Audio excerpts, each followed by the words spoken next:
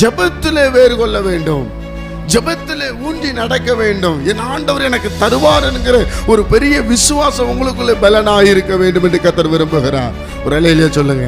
அல்லேலூயா. உங்க எல்லை பெரிதாகணும். உங்க எல்லை பெரிதாகனா தேவனுடைய நாமம் மகிமைப்படும். நீங்க மனசளவுல ஆண்டவருக்கு முன்பாக தாழ்மையா இருக்கணுமோ தவிர நீங்க உங்க வியாபாரத்துல மேன்மடைய கூடாதுன்னு பைபிள் சொல்லலை.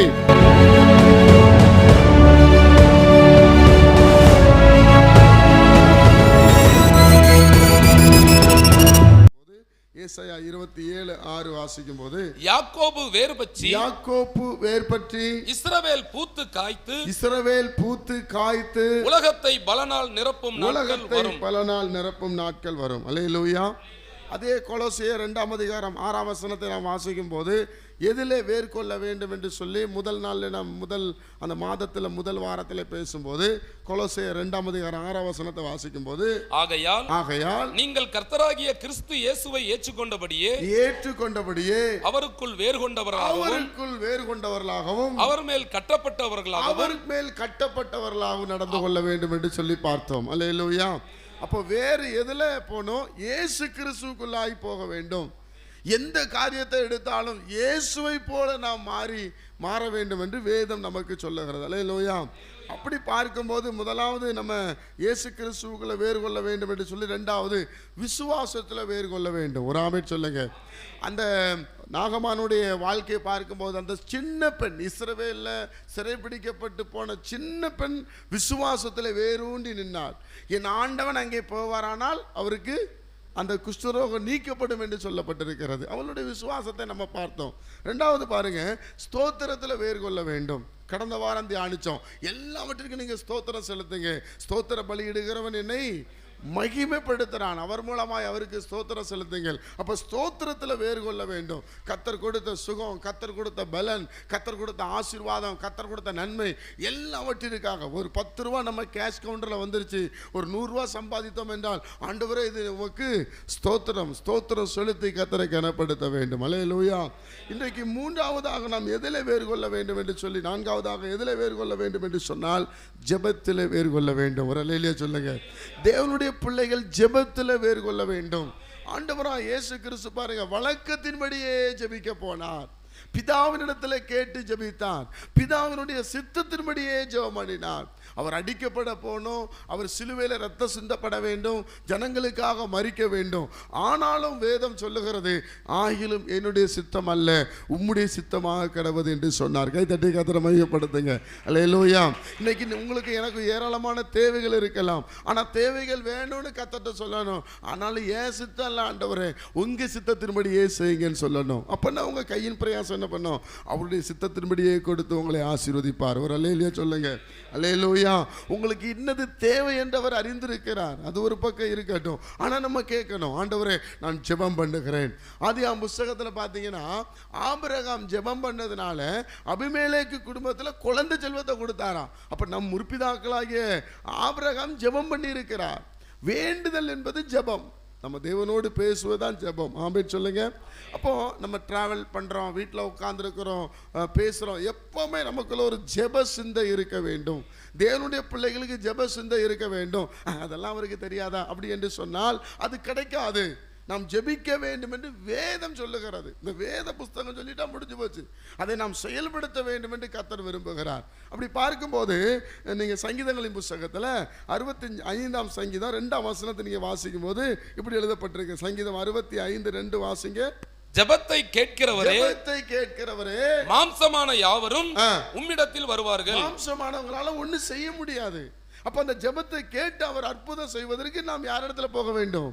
தேவனிடத்தில் போகணும். ஆண்டவரே இப்படி ஒரு பிரச்சனை இருக்குது, இப்படி ஒரு போராட்டம் இருக்குது, வியாபாரத்தில் இப்படி தொய்வு இருக்குது, இப்படி ஒரு தேவை இருக்குது, இதை நீங்கள் ஆண்டவரிடத்தில் சொல்லிக்கொண்டே இருக்க வேண்டும். நம்ம ஏலகிரி ஜெப பிரயாணத்துக்கு அப்படிதான். நாம் 40 நாள் ஜெபத்தில் முதல் நாள்ல இருந்து நாம் ஜெபிக்க ஆரம்பித்தோம். ஆண்டவரே இத்தனை 1000 தேவை இருக்கிறது, அதை யாரிடத்திலுமே நம்ம சொல்ல தேவை இருக்கிறது என்று கர்த்தரிடத்தில் ஜெபத்தை வைத்து கொண்டே இருந்தோம்.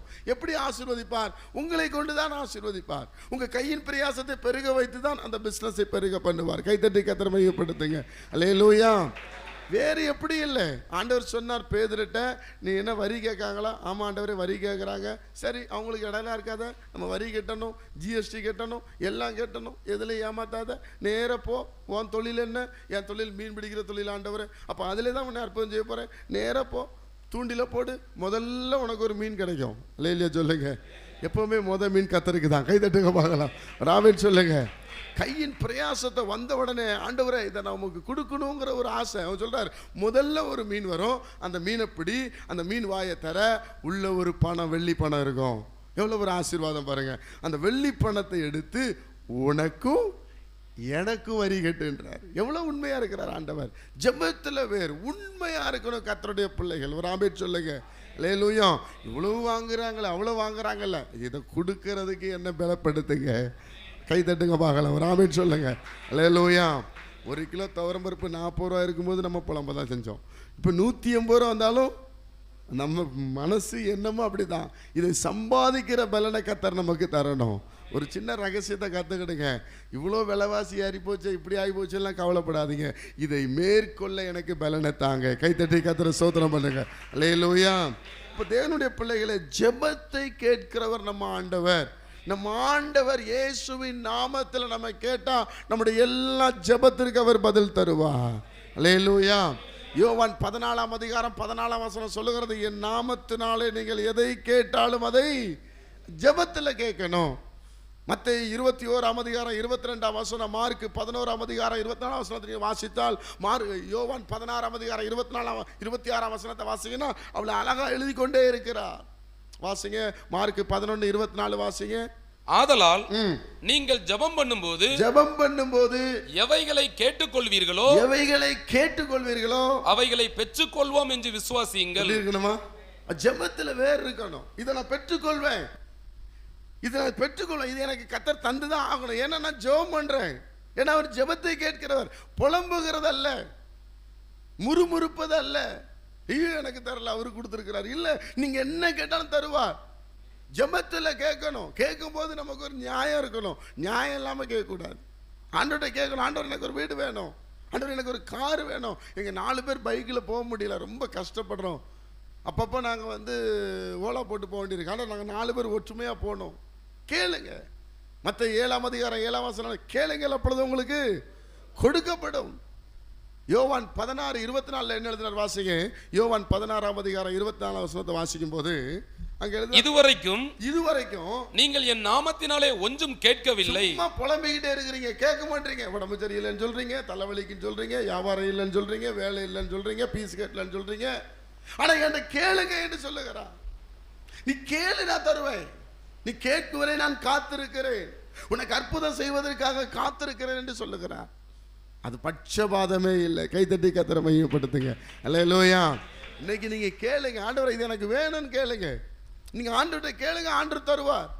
ஆண்டவர் நிச்சயமாக கொடுப்பார். அவர் யாரையும் பட்சபாதம் பார்க்கிற தேவன் அல்ல.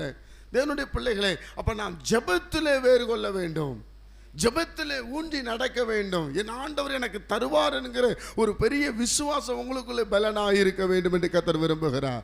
ஒரு அல்லேலூயா சொல்லுங்க. அல்லேலூயா. ஜெபத்தில் வேறு கொள்ளணும். கை வைத்து சொல்லுங்க, நான் ஜெபத்தில் வேறு கொள்ளணும். அல்லேலூயா. அப்படி நம்ம ஒரு காரியத்தை பார்க்கும்போது நம்ம தேவ ஜனம் ஜெபிக்கிறதுல எந்த ஒரு குறையும் கிடையாது, குறைஞ்சாலே கிடையாது. கர்த்தருடைய பிள்ளைகளை, இன்றைக்கு நம்ம ஒரு காரியத்தை நாம் பார்க்க போகிறோம். ஜெபத்தில் நிறைய பேர் வளர்ந்தாங்க. இயேசுவை பற்றி சொல்லலாம், கொர்நேலியை பற்றி சொல்லலாம், இன்னும் ஏராளமான ஊழியக்காரங்களை பற்றி சொல்லலாம், பேதுரு, யோவான்லாம் சொல்லலாம். ஆனால் இன்னைக்கு வித்தியாசமான ஒரு நபரை நாம் பார்க்க போகிறோம். அந்த நபர் எப்படி ஜெபித்தார் என்பதை பார்க்க போகிறோம். 1 நாளாகமம் புத்தகத்தில் 4ஆம் அதிகாரம், 1 நாளாகமம் 4ஆம் அதிகாரம் 9ஆம் வசனத்தை நாம் வாசிக்க கேட்போம். 1 நாளாகமம் 4ஆம் அதிகாரம் 9ஆம் வசனத்தை நாம் வாசிக்கப்போம். யாபேஸ் தன் சகோதரரை பார்க்கிலும் கனம் பெற்றவனாய் இருந்தான். அவன் தாய் நான் துக்கத்தோட அவனை பெற்றேன் என்று சொல்லி அவனுக்கு யாபேஸ் என்று பெயரிட்டாள். அல்லேலூயா. இந்த யாபேஸ் குறித்து இந்த 2 வசனங்கள் தான் போடப்பட்டிருக்கிறது. யாபேஸ்னு ஒரு ஊர் இருந்துச்சு, அது ஒரு பக்கம், அதுக்கு இதுக்கு சம்பந்தம் இல்லை. இந்த யாபேஸை பற்றி 2 வசனம் தான்.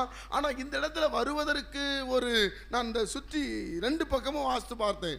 யாபேஸ் அந்த 1 நாளாகமும் இந்த 4ஆம் அதிகாரத்துக்கு முன்பாக வாசித்து பார்த்தேன், பின்பாக வாசித்து பார்த்தேன். யாபேஸ் வரவே இல்லை. ஆனால் இந்த 1 நாளாகமத்திலே ஆண்டவர் ஆவியானவர் யாபேஸை குறித்து எழுதி வைத்திருக்கிறார். இந்த 1 நாளாம் புஸ்தகத்தை நீங்கள் வாசிங்கன்னா ரூபன் கோத்திரம், யூதா கோத்திரம், அந்த கோத்திரம், நமக்கு கொடுக்கப்பட்ட 12 கோத்திரத்தை பற்றி எழுதியிருக்கிறார். தாவீதுக்கு எத்தனை பிள்ளைகள் இருந்தார்கள், யார் யாருக்கு பிறந்தார்கள் என்பதை குறித்து தான் இந்த நாளாகம் எழுதப்பட்டிருக்கிறது. ஆனால் இந்த 2 வசனத்தில் இந்த யாபேஸை குறித்து எழுதப்பட்டிருக்கிறது. என் அன்புக்குரியவர்களே, இந்த யாபேஸ் இஸ்ரவேலன் கிடையாது. இப்போ நம்ம வாழ்கிறோம் இஸ்ரவேல் பட்டணத்தில், ஏதோ ஒரு இடத்துல, ஒரு பெத்லகேம் பக்கத்தில் எங்கேயோ ஒரு விதமான ஜனங்கள் வாழ்ந்திருக்கிறார்கள். ஆண்டவரை மற்ற ஜனங்கள் ஆண்டவரை வழிபடுகிறதை பார்த்து, மற்ற ஜனங்கள் ஆசீர்வாதமாக இருக்கிறத பார்த்து அறிந்தவன் தான் இந்த யாபேஸ். அதான் யாபேஸுடைய ஜெபத்தை இங்கே சொல்கிறார். அவர் இஸ்ரவேலின் தேவனை நோக்கி. நீங்கள் வேதத்தில் வேற யாரையுமே பார்க்க முடியாது இஸ்ரவேலின் தேவனை நோக்கி சொன்னாங்கன்னு சொல்லி. அப்போ எந்த ஜனம் இஸ்ரவேல் இல்லையோ, எந்த ஜனம் இஸ்ரவேல் ஜனங்கள் ஆசீர்வாதமாக இருக்கிறார்கள் என்று பார்த்து அப்படி ஆசீர்வாதத்தை கேட்ட மனிதன் தான் இந்த யாபேஸ். ஒரு அல்லேலூயா சொல்லுங்க. அல்லேலூயா. 2 அதிகாரம் தான். அற்புதமான ஒரு ஜெபம். வேற பாவ மன்னிப்பு கேட்கல, நான் புறஜாதின்னு சொல்லலை, இதெல்லாம் ஒன்றுமே சொல்ல.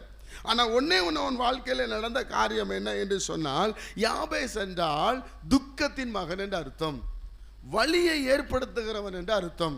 ஏன்னா அவங்க தாய் பிறக்கும் போது அவனுக்கு எந்த விதமாக உடல் ரீதியாக பிரச்சனை வந்திருக்கலாம், இல்லைன்னா உணர்ச்சி ரீதியான பிரச்சனை இருந்திருக்கலாம்.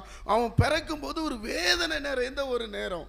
ஆனால் அவங்க கூட பிறந்த சகோதரர் இருந்திருக்கிறாங்க. ஏன்னா பைபிள் சொல்லுது, தன் சகோதரரை பார்க்கிலும் கனம் பெற்றவனாயிருந்தான். அப்போ அவங்க சகோதரர்லாம் தேவனை அறிந்தார்களா, தேவனிடத்தில் போனாங்களா நமக்கு தெரியாது. ஆனால் யாபேஸ் தேவனிடத்திலே போனார். கைதட்டி கர்த்தரை மகிமைப்படுத்துங்க. அல்லேலூயா. அவர் வெற்றிக்கு காரணம் என்ன?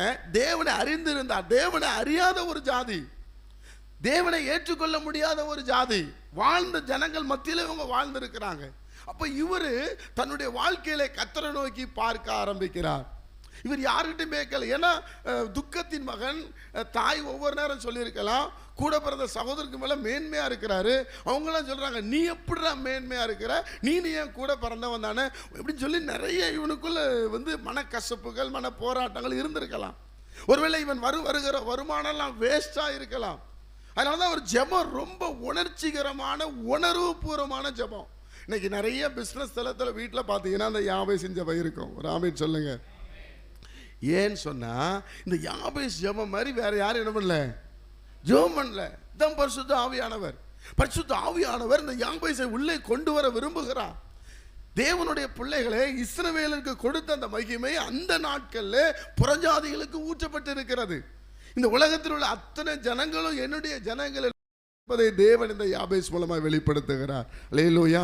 நான் இவன் எந்த கோத்திரத்தின் மகன் சில காரியத்தை வாசை எனக்கு தெரிஞ்சு, ஒருவேளை அது இருக்குமா என்பது எனக்கு தெரியல. ஆனால் தேவனுடைய பிள்ளைகளே, இவனுடைய ஜெபம் அற்புதமான ஒரு ஜெபம். இவனுடைய ஜெபம் வேர் ஊன்றப்பட்ட ஒரு ஜெபம். இவனுடைய ஜெபம் கிறிஸ்துவுக்குள்ளாக கட்டப்பட்டு எழும்புற ஒரு ஜெபம். அவன் ஒரு ஜெபத்தை செய்கிறார் பாருங்க. 10ஆம் வசனத்தை வாசிக்கும் போது அவன் அழகாய் ஆரம்பிக்கிறார். வாசிங்க. யாபேஸ் இஸ்ரவேலின் தேவனை நோக்கி அடையாளம் வருகிறது. அல்லேலூயா. நம்மளால எப்படி சொல்றோம், தகப்பனே இயேசு கிறிஸ்து வந்துட்டா, இயேசு கிறிஸ்து ரத்தம் சிந்ததுனால அப்பா பிதாவை என்கிற புத்திர சுவிகாரம் நமக்கு வந்திருக்கிறது. அன்றைக்கு இயேசு கிறிஸ்து யாபேஸுக்கு வரல, இயேசு கிறிஸ்து ரத்தம் சிந்தல.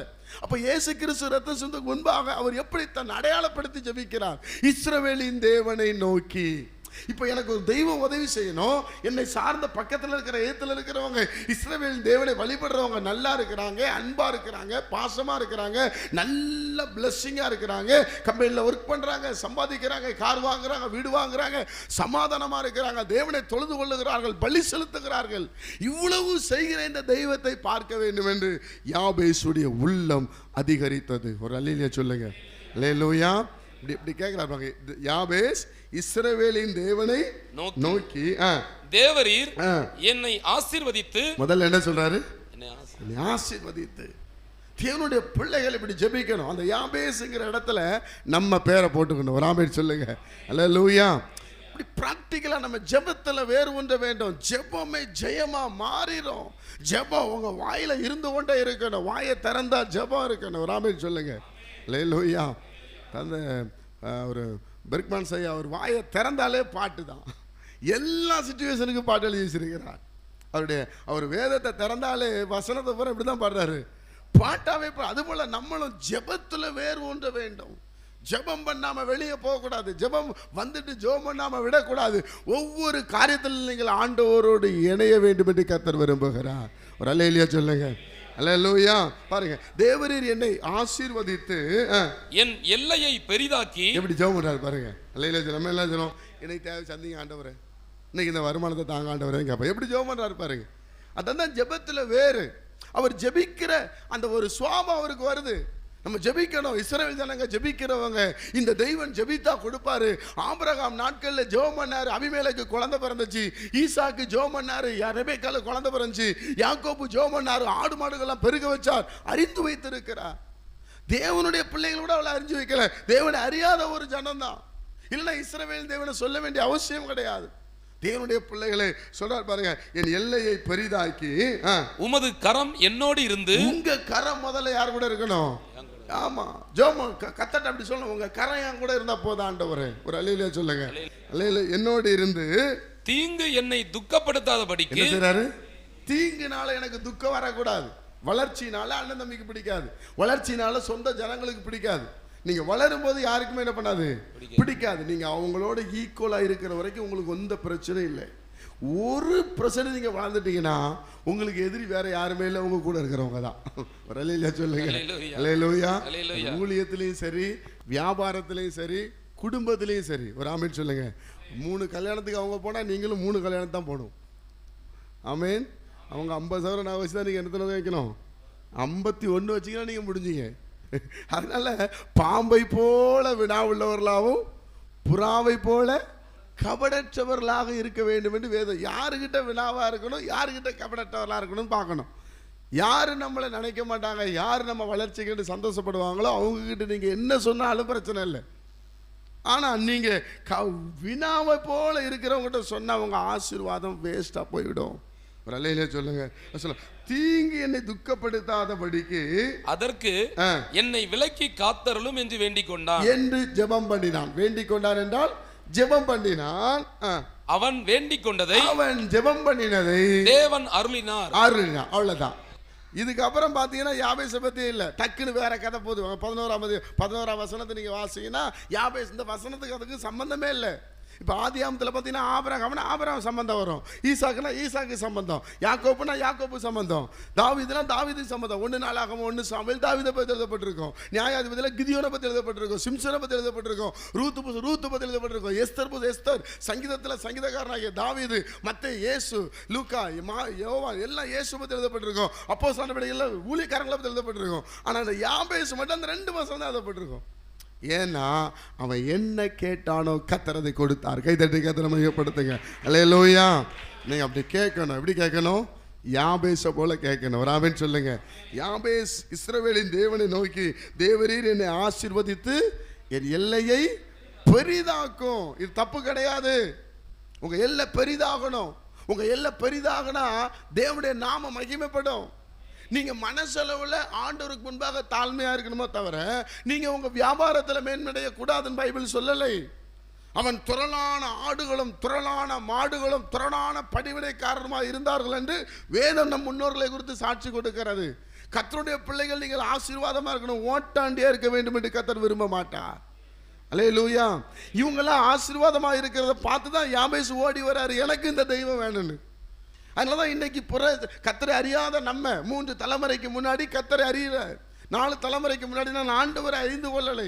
இப்ப அறிந்த பிற்பாடு என்னுடைய வாழ்க்கை எந்த சூழ்நிலையிலையும் மரணமே நெடுதா இருந்தாலும் என் வாழ்க்கை என்ன பண்ணாது, பின்னாடி போகாது.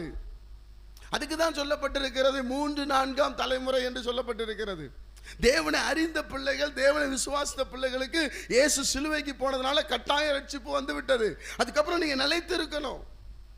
தேவனுடைய பிள்ளைகள் கர்த்தருடைய வசனத்துல நிலைத்து இருக்கணும், கர்த்தருடைய ஜெபத்துல நிலைத்து இருக்கணும், பரிசுத்த வாழ்க்கையில நிலைத்து இருக்கணும். ரட்சிப்பு என்று ஒரு நாள்ல வந்துடாது. ரட்சிப்பு என்று அனுதின ரட்சிக்கப்படணும். ஒரு அலையிலே சொல்லுங்க. ரட்சிக்கப்பட்டவர் தான் கர்த்தர் சபையில சேர்த்து வச்சு வசனத்தை போதிக்கிறாரு.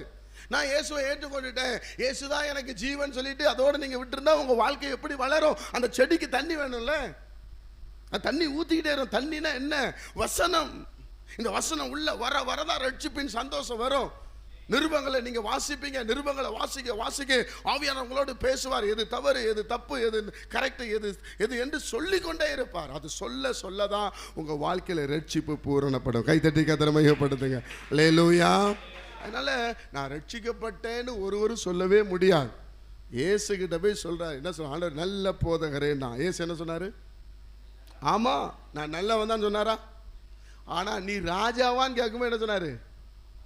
ராஜாதானாரு. ஏன் நல்லவர்னு சொல்ல? சொல்லி கொடுக்கிறாரு. எப்ப நல்லவன் யாருமே கிடையாது, பிதா ஒருவரை தவிர நமக்கு நாமே பாவம் இல்லை என்போமானால்.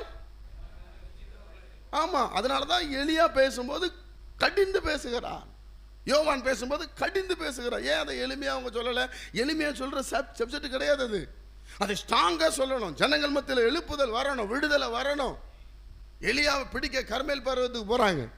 50 பேரை ராஜா அனுப்பிச்சிட்டாரு, என்னையா சொல்லிட்டான்னு சொல்லி. அவங்க தோணு அப்படி, ஏய் ராஜாவே நீ சொன்ன வாடா அன்னைக்கு உன்னை காலி பண்றேன்னு சொன்னதா எலியா அப்படி ஜோம் பண்றாரு. முதல்ல போய் எலியா தாழ்மையா எலியாவுக்கு முன்னாடி போய், ஐயா ராஜா உங்களை வர சொன்னார், எதுக்குன்னு தெரியலங்க, நாங்கள் உங்களை கூட வந்திருக்கோன்னு சொன்னா அவர் அப்படி சொல்லியிருப்பாரா? அந்த சிச்சுவேஷன். அதுபோல ஆண்டவர் சில இடத்துல சிச்சுவேஷன் படி பேசியிருப்பாரு. அப்போ வேதம் அப்படிதான். எந்த ஒரு மனிதன் கர்த்தர் எனக்காக உயிரை கொடுத்தார், எனக்காக மரணத்தை ருசி பார்த்தார், எனக்காக சிலுவையில தொங்கினார் என்று நீ விசுவாசிச்சுக்கிட்டே இருந்து, எனக்காக தான் சுயம், உன்னுடைய பெருமை, உன்னுடைய ஆணவம், உன்னுடைய அகம்பாவம் கர்த்தரை தவிர நீ வேற எதையுமே யோசிக்கலன்னா உன் வாழ்க்கையில 4 தலைமுறை பாவம் வரவே வராது. கைத்தட்டி கர்த்தரை மையப்படுத்துங்க. நான் ஒரே நாளில் இயேசுவை ஏற்றுக்கொண்டுட்டேங்க அப்படியா? அவங்க உங்களுக்கு எல்லாம் பரலோகம் உங்களுக்கு தான் சொல்லுமா பரலோகம்? வேலை செய்கிற ஓனரே தர மாட்டார். ஒரு ஆள் வேலைக்கு போகிறீங்க, ஓனர்கிட்ட போன உடனே முதலாளி நான் உங்களுக்கு உண்மையாக இருக்கேன் அப்படியாப்பா, வாராஜா கல்லால் உட்காரு, வாராஜா ஒரு 50 சவரம் நகைன்னா கொடுப்பீங்க. அவன் எப்படி இருக்கிறான், எப்படி நடக்கிறான், எவ்வளோ உண்மையாக இருக்கிறான், பணத்தை கொடுத்து பார்ப்பீங்க, கடையை கொடுத்து பார்ப்பீங்க, சாவியை கொடுத்து பார்ப்பீங்க, எல்லாம் பார்ப்பீங்க. குடும்பத்தை ஏற்றிட்டு போக பார்ப்பீங்க, ஃபேமிலி எவ்வளோ நேசிக்கிறான்னு பார்ப்பீங்க. எல்லாத்தையும் பார்த்துட்டு தான் இவன் எலியேசரை போல இருக்கிறான், என்னுடைய மகன் என்றே சொல்லுவீங்க. நீங்கள் உலக பிரகாரமாக நம்மளே இப்படி சொன்னால், வானத்தையும் பூமியும் படுத்த கர்த்தருக்கு நம்ம ரட்சிப்பு முழுமையாக இருக்கா, விடுதலை முழுமையாக இருக்கா நினைப்பாரா, நினைக்க மாட்டாரா? அல்லேலூயா. அதனால் ரட்சிப்பு என்பது ஒவ்வொரு மனிதனுக்கும் அனுதின வாழ்க்கையில் இருக்க வேண்டும். தினமும் நீங்கள் ரட்சிப்பின் சந்தோஷத்தில் மகிழணும்.